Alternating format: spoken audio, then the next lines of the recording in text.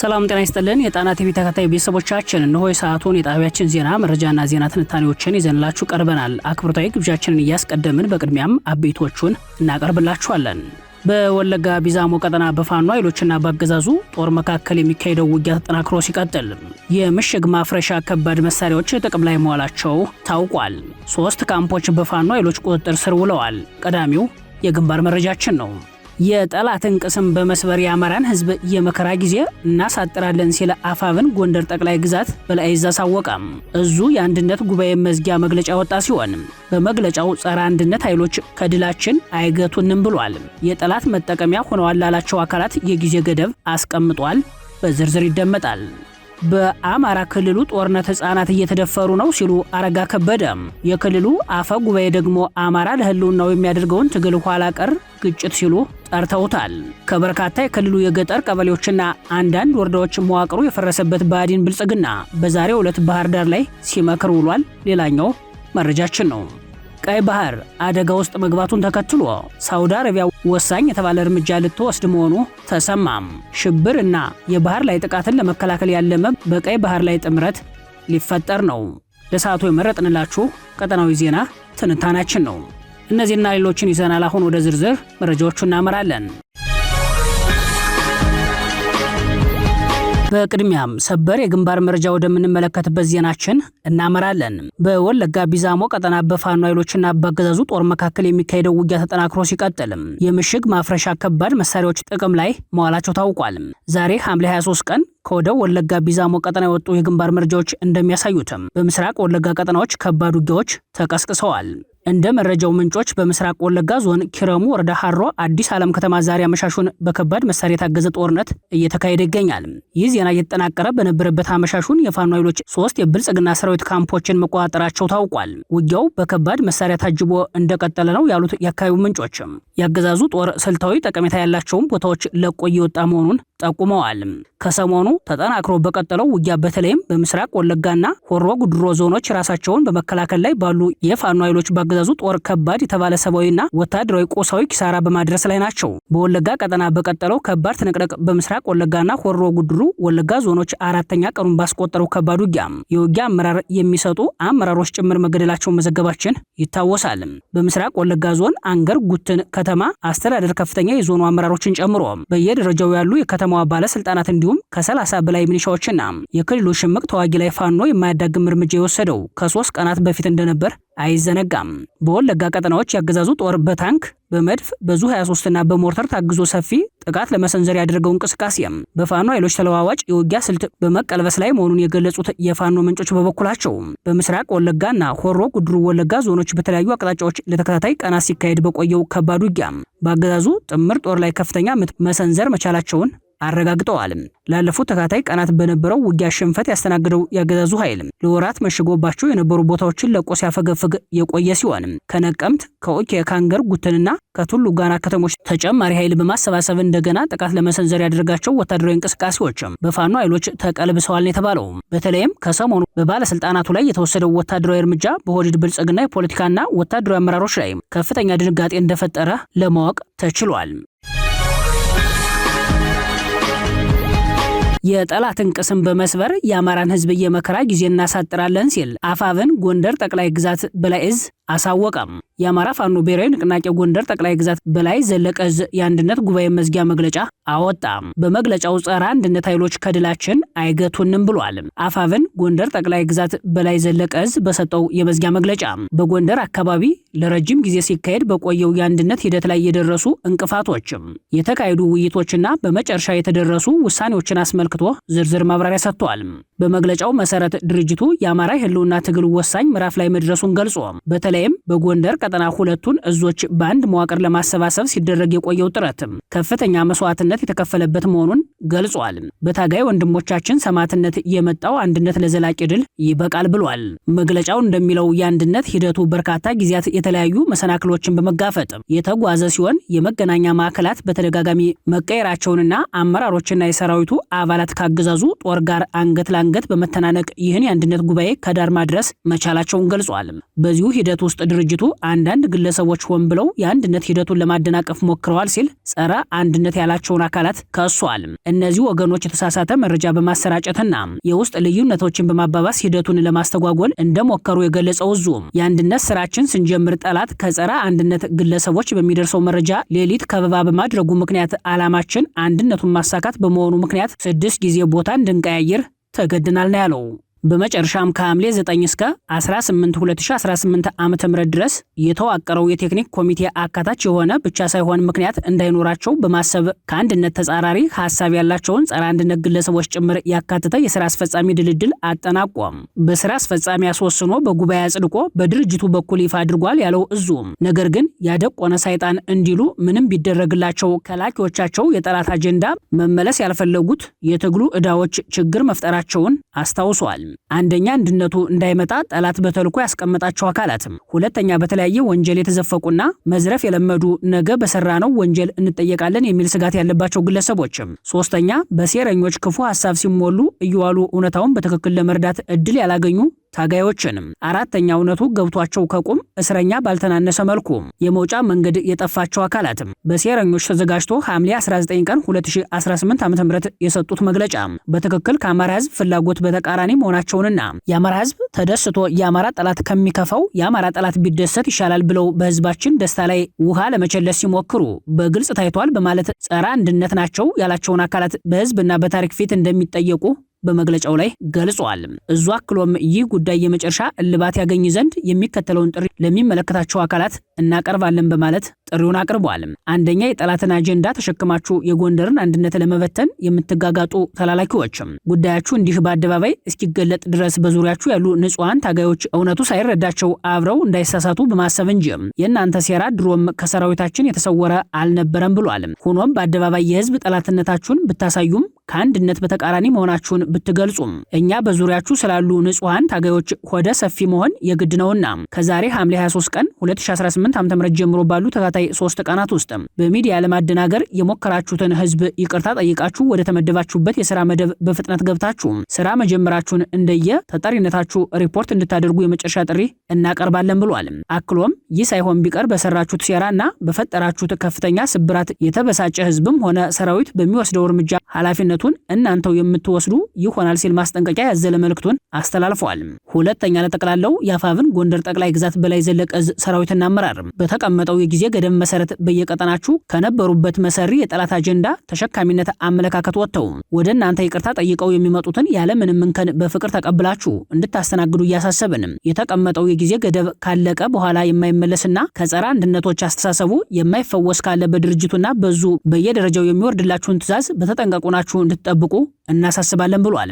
ሶስተኛ ለመላው የአማራ ህዝብ በተለይ በጎንደር ቀጠናዎች ለምትኖሩ እስከ አሁን ድረስ ለምጣዱ ሲባል አይጧ ትለፍ ብለን ዝም በማለታችን አንድነት አዘግይተን ያደረስንባችሁን ፈተና የተራዘመ መከራ በማሰብ በድጋሚ ይቅርታ መጠየቃችን ይታወቃል። ዛሬ ግን እስከ መኸር በመታገሳችን ስንዴው ከእንክርዳዱ ፍሬውን ከገለባ የሚለይበት ጊዜ ደርሶ የፈተናችሁን ምንጭ በአደባባይ አይታችኋል። እኛ ዛሬም እንደ ትላንቱ ችግሮችን በረቀቀ ጥበብ ለመፍታት ከፍተኛ ጥረት እያደረግን እንገኛለን። ነገር ግን ከዛሬ ጀምሮ አንድነታችን በመደገፍ ከአንድነት በተቃራኒ የቆሙ ጸረ አንድነት ግለሰቦችና የትግል ጎታቾች የመጨረሻ ዕድላቸውን ተጠቅመው ወደ ልቦናቸው ይመለሱ ዘንድ እንድትመክር በታላቅ አክብሮት ጥሪ እናቀርባለን ብሏል። አራተኛ ለትግሉ ደጋፊ ሚዲያ አካላትም የአማራ ትግል ወደ ላቀ ደረጃ እንዲደርስ የሚዲያ ሚና ቀላል አይደለም። ለትግሉ ድጋፍ አዎንታዊ ሚና እንደተጫወተ ሁሉ ለተንኮለኞች ልሳን በመሆን ለትግሉ ተግዳሮት በመሆንም ሚዲያው የራሱ ድርሻ አለው። በመሆኑም በዚህ ወቅት ከሚዲያ የምንጠብቀው የህዝቡን ፍላጎትና ጥቅም ባስጠበቀ መልኩ ትግሉ ከፍ እንዲል ታጋዩ እንዲግባባና አንድ እንዲሆን ከመስራት ባሻገርም ከፋፋይ የሆኑ የከሰሙ ስያሜዎችን ከመጠቀም እንድትቆጠቡ ጭምር እናሳስባለን ሲል ጥሪውን አቅርቧል። በአጠቃላይ የአማራ ጠላቶች እንደሚፈልጉት የሚሆንበትን የአማራ መከራ ለማሳጠር የጠላትን ቅስም ለመስበር የወገንን ክንድ ለማጠንከር ሲባል በአማራ ትግል ውስጥ የገቡ ትግል ጠላፊ ረጃጅም እጆች ይቆረጣሉ። በትግላችን ውስጥ የተሰገሰጉ ተላላኪ ባንዳዎች ተመንጥረው ይወጣሉ። ህዝባችን ማህበራዊ ረፍት የሚነሱ ዘራፊዎችና አጋቾች አደብ ይገዛሉ። የአማራ ፋኖ አንድነት ወደ አስገራሚ እርምታ ያድጋል።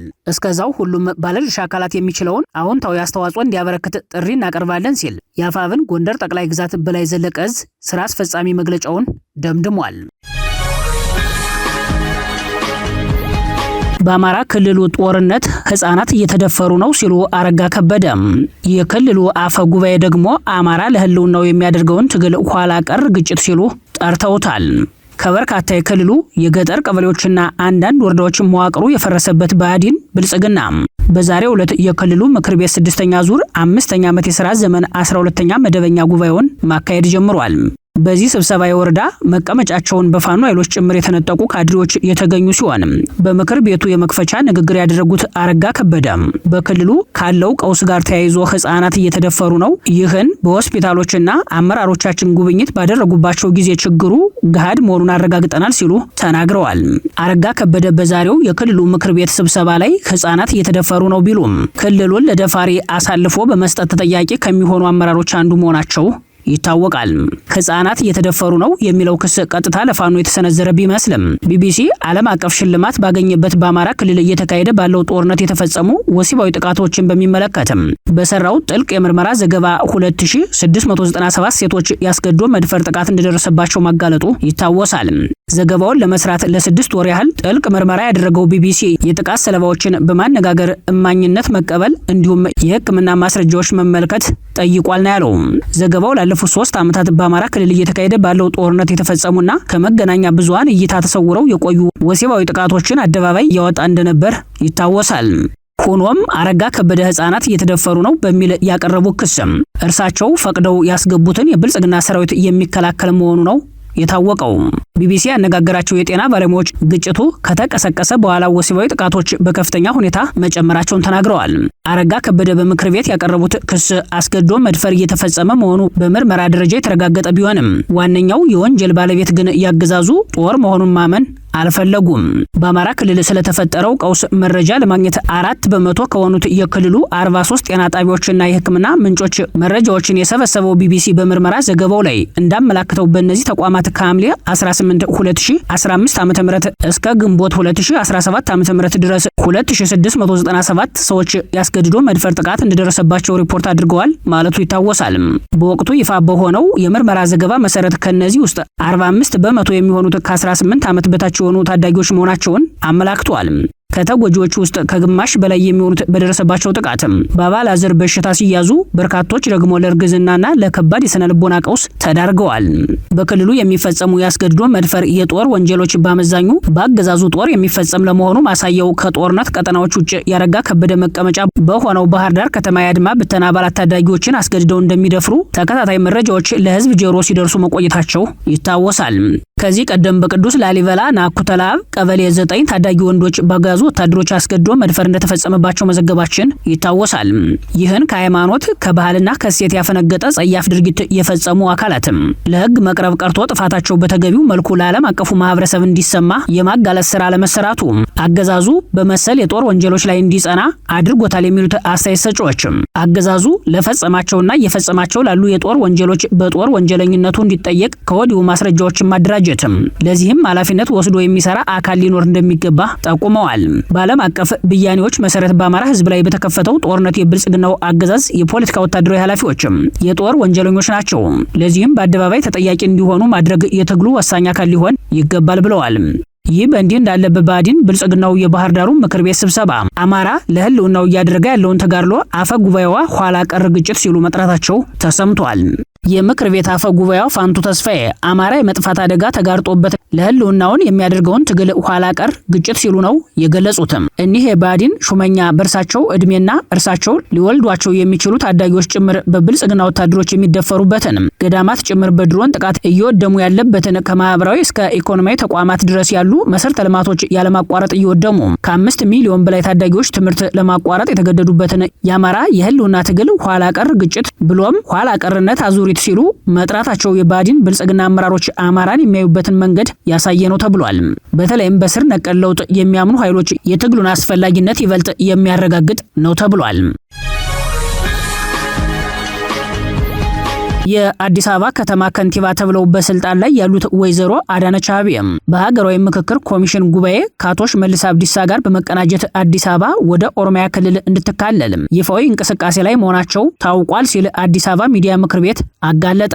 ምክር ቤቱ በዛሬው ዕለት በወጣው አስቸኳይ መግለጫ ላይ እንዳመላከተው ከንቲባዋ ከ7 ሚሊዮን በላይ በሆነው የአዲስ አበባ ሕዝብ ላይ ታላቅ ክህደት ፈጽመዋል።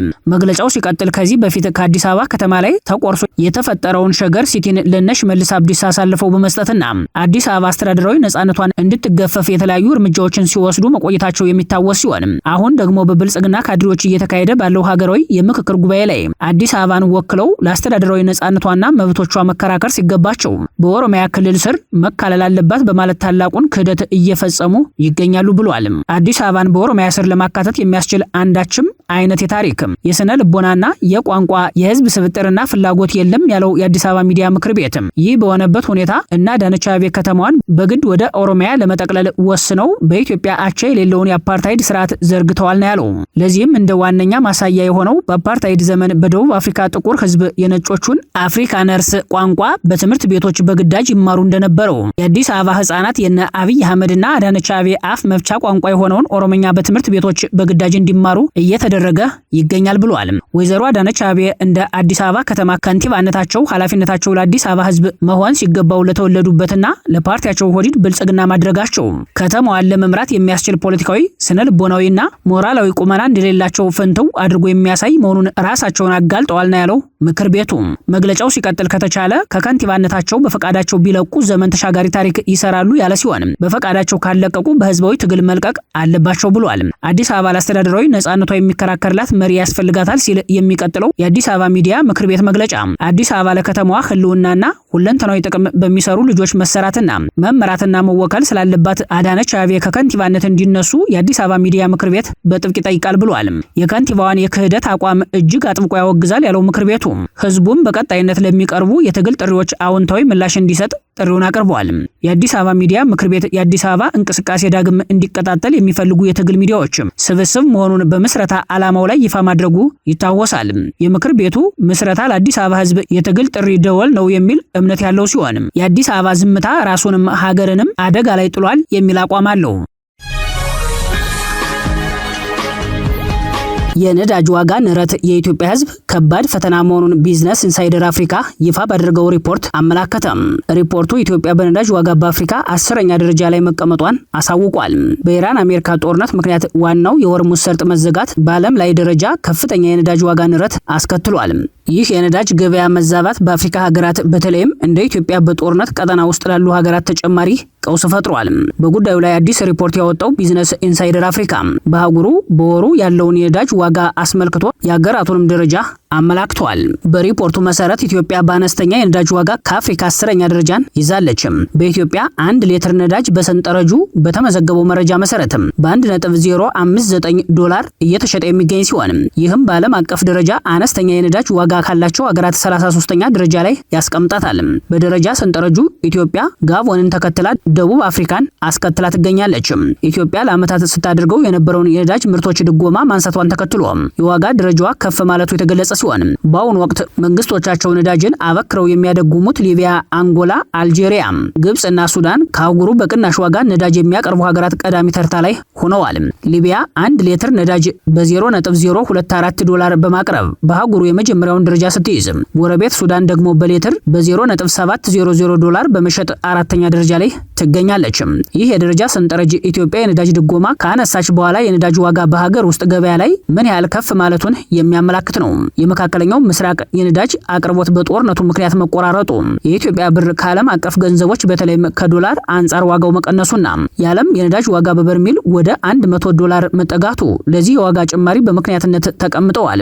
የነዳጅ ዋጋ መጨመር በኢትዮጵያ ማህበረሰብ ላይ የትራንስፖርት ታሪፍ እንዲጨምር፣ የምግብ ሸቀጦች ዋጋ እንዲንር በማድረግ በተለይም አነስተኛ ንግዶችንና ህብረተሰቡን ክፉኛ መጉዳቱ ተገልጿል። እንደ ግብጽ ያሉ ሀገራት አሁንም ከፍተኛ ድጎማ በማድረግ ዜጎቻቸውን ከዓለም አቀፍ የዋጋ ንረት ለመጠበቅ ሲሞክሩ፣ ኢትዮጵያ ግን የኢትዮጵያ የኢኮኖሚ ማሻሻያዎች ምክንያት የነዳጅ ድጎማው እንድታነሳ ተገዳለች። የመካከለኛው ምስራቅ ውጥረትና ተከትሎ መንግስት ሙሉ በሙሉ የተወውን ድጎማ በመጠኑ መመለሱ የሚታወስም ነው። ሆኖም የኢትዮጵያ የነዳጅ ዋጋ ከአብዛኞቹ የዓለም ሀገራት ጋር ሲነጻጸር አሁንም በአነስተኛ ደረጃ ላይ የሚገኝ ነው። ለሀገር ውስጥ ገበያና ተጠቃሚዎች ግን ዋጋው የከበደና የኪስ አቅምን የሚፈታተን ነው። ባለፉት 7 ወራት ውስጥ ብቻ በኢትዮጵያ የነዳጅ ዋጋ ከ3 ጊዜ በላይ የተሻሻለ ሲሆን እንደ አውሮፓ አቆጣጠር ከ2025 ወዲህ በነዳጅ ዋጋ ላይ የ40 በመቶ ያህል ጭማሪ ታይቷል። ቀይ ባህር አደጋ ውስጥ መግባቱን ተከትሎ ሳውዲ አረቢያ ወሳኝ የተባለ እርምጃ ልትወስድ መሆኑ ተሰማም። ሽብርን እና የባህር ላይ ጥቃትን ለመከላከል ያለመ በቀይ ባህር ላይ ጥምረት ሊፈጠር ነው። ሳውዲ አረቢያ ከሌሎች ሀገራት ጋር በመሆን በቀይ ባህር ላይ ጥምረት ለመመስረት ማቀዷ በዛሬው ዕለት የወጡ ቀጠናዊ መረጃዎች ያመላክታሉ። ሳውዲ አረቢያ በቀይ ባህር ላይ የሚደረገውን የመርከብ ትራንስፖርት ከየመኑ ታጣቂ ሁቲዎች ጥቃት ለመጠበቅና የአካባቢውን ጸጥታ ለማስከበር የቀጠናውን እና የዓለም አቀፍ ሀገራት ጋር አዲስ ጥምረት ለመመስረት ፍላጎት እንዳላት ከሪያድ የወጡ መረጃዎች ያሳያሉ። ሮይተርስ በበኩሉ የጥምረቱ አባል ሀገራት ስብጥር እስካሁን ሙሉ በሙሉ ያልተጠናቀቀ ቢሆንም የቀይ ባህር ተዋሳኝ ሀገራትን ጨምሮ በርካታ ሀገራት በውይይቱ ላይ እየተሳተፉ እንደሚገኙ ተገልጿል። የሳውዲ ዓለም አቀፍ ኮሚኒኬሽን ማዕከል ጉዳዩን አስመልክቶ አስተያየት እንዲሰጥ ለቀረበለት ጥያቄ ወዲያውኑ ምላሽ እንዳልሰጠ ዘገባው አያይዞ ጠቅሷል። ከኢራን ድጋፍ የሚያገኙት ሁቲዎች ሳውዲ አረቢያ በየመን እየፈጸመች ነው ላሉት ከበባ ምላሽ ለመስጠት በቀይ ባህር ላይ የሚደረግ እንቅስቃሴ ላይ የጣሉት እገዳ እንደሚቀጥል መናገራቸው የሚታወስ ሲሆን ሪያድ ክሱን ውድቅ አድርጋለች። የእገዳው ዜና ከተሰማ በኋላ ሁቲዎች በቀይ ባህር ላይ ይንቀሳቀሱ የነበሩ የሳውዲ መርከቦች ላይ ጥቃት መሰንዘራቸውን አስታውቀዋል። ሳውዲ አረቢያ በበኩሏ ለንግድ መርከቦች አደጋ ናቸው ባለቻቸው በየመን ሆዴዳ ወደብ ላይ በሚገኙ የሁቲ ወታደራዊ ጣቢያዎች እንደሆኑ የሚታመኑ ቦታዎች ላይ የአየር ጥቃት ሰንዝራለች። የሁቲዎች እገዳ በአሜሪካና በአጋሮቿ ላይ አዲስ የጦርነት ግንባር የሚከፍት ሲሆን የኃይልና ሌሎች አቅርቦቶችን በሚሸከሙ ታንከሮች ላይ የሚሰነዘሩ ጥቃቶች ከባህረ ሰላጤው ባሻገር ባሉ ቦታዎች ላይ በመስፋታቸው የነዳጅ ዋጋ እንዲያዝ አበርክቶ እያደረገ ይገኛል። ይህ በእንዲህ እንዳለ ሳውዲ አረቢያ ከየመኑ ሁቲ ጋር ድርድር እያካሄደች እንደምትገኝና አሜሪካ በዚህ ሂደት ውስጥ ጣልቃ እንድትገባ እንደማትፈልግ የሳውዲ አረቢያ የመከላከያ ሚኒስትር ልዑል ካሊድ ቢን ሳልማን ከአሜሪካው ምክትል ፕሬዝዳንት ጄዲ ቫንስ ጋር በነጩ ቤተመንግስት በነበራቸው ውይይት ገልጸዋል። እንደ አክሲዮስ ዘገባ ሮብ ዕለት በነጩ ቤተመንግስት በተካሄደው ውይይት ልዑል ካሊድ የሳውዲ አረቢያን አልጋ ወራሽ ሙሐመድ ቢን ሳልማንን መልእክት አድርሰዋል። ሳውዲ አረቢያ በመሰረተ ልማቷና የኃይል ተቋሟ ላይ ከ30 በላይ የድሮን ጥቃቶች ከተፈጸሙ በኋላ በኢራን በሚደገፉና በኢራቅ ያሉ ታጣቂዎች ላይ ከአሜሪካ ጋር በመተባበር ጥቃት ብትሰነዝርም ከኢራን ጋር ያለውን ውጥረት በንግግር ለማርገብ የምታደርገውን ጥረት እንደምትቀጥል ሚኒስትሩ አብራርተዋል። ልዑል ካሊድ የተሰነዘሩ ጥቃቶች ራስን ለመከላከል የተደረጉና ሰፊ ግጭትን የመቀስቀስ ዓላማ የሌላቸው መሆናቸውን ገልጸው እርምጃው ለሁቲዎች የማስጠንቀቂያ መልእክት አስተላልፏል ብለዋል። የሳውዲው የመከላከያ ሚኒስተር ለአሜሪካው ምክትል ፕሬዝዳንት ቫንስ እንደተናገሩት ሪያድ ከሁቲዎች ጋር የምታደርገውን ድርድር በመቀጠል የሁቲዎችን ሁኔታ በራሷ አቅም መፍታት እንደምትችል ገልጸዋል። በተጨማሪም ሪያድ ከኢራን ጋር ያለውን ውጥረት ለማቃለል ቅድሚያ እንደምትሰጥ አብራርተዋል። ይህ ውይይት የተካሄደው በሳውዲ አረቢያና በሁቲዎች መካከል አዲስ ግጭት ካገረሸ በኋላ ነው። በተያዘው ወር ላይ የአሜሪካው ፕሬዝዳንት ዶናልድ ትራምፕ በሰና አየር ማረፊያ ላይ የተፈጸመውን ጥቃት ጨምሮ ሳውዲ በሁቲዎች ላይ የምታደርገውን ወታደራዊ እርምጃ መደገፋቸው ይታወቃል። ክቡራትና ክቡራን ቤተሰቦቻችን ለሰዓቱ የተሰናዱት መረጃዎቻችን የተከታተላችኋቸውን ይመስሉ ነበር። አብራችሁን ስለቆያችሁ ልባዊ ምስጋናችን ይድረሳችሁ እያልን የጣና ቲቪ ወቅታዊ ዜናዎች፣ ትንታኔዎችና ልዩ ልዩ ፕሮግራሞችን እንደርሷችሁ ቻናላችን ሰብስክራይብ በማድረግ ቤተሰብ ይሁኑ። በተሳትፎ ሚዲያውን እንዲያጠናክሩ ጥሪያችንን እናቀርባለን። ጣና ቲቪ ከሀቅ ጋር